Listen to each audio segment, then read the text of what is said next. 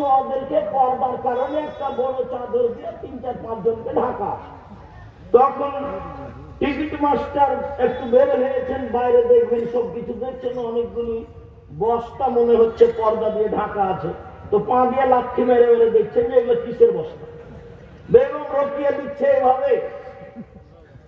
তাকে নিয়ে আমি না চিনি, তোমার মতো অশিক্ষিত মানুষ নেচেছে। আমি তো বলেছি আমি কখনো ঠাকুরের গানকে প্রাধান্য দিইনি।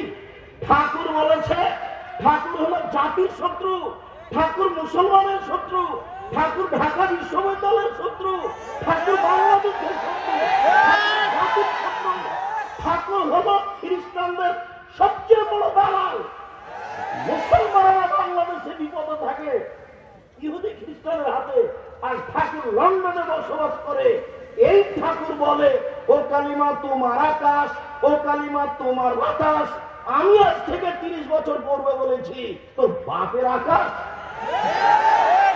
কোর্টে 5,000 টাকার মামলা হলো, আমি ঠাকুরের অপমান করেছি।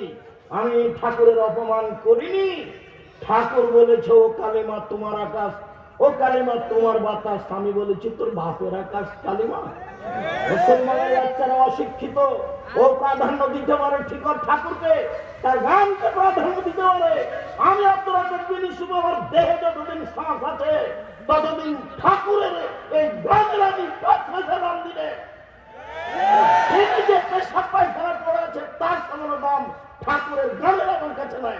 ঠাকুরের গোটা দেশের মুশরিক, ঠাকুর নিজে হিন্দু, ঠাকুরের কলম হিন্দু, ঠাকুরের কর্ম হিন্দু, ঠাকুরের জাতি হিন্দু, ঠাকুরের গান হিন্দু। ঠাকুরের কথা আমার ছেলে মেয়ে পড়বে।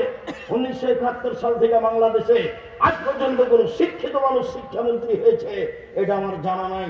আমি দীর্ঘদিন ধরে খ্রিস্টানের দালাল ঠাকুর, সেই ঠাকুরের গান আমার ছেলে মেয়ে পড়বে এটা আমি কোনোদিন গ্রহণ করিনি। জাতির যদি রাস্তাঘাট করে দিতে না পারি, জাতির যদি স্কুল কলেজ করে দিতে না পারি, জাতিকে চূড়ান্ত সঠিক ধর্ম দিতে পারবো ইনশাআল্লাহ।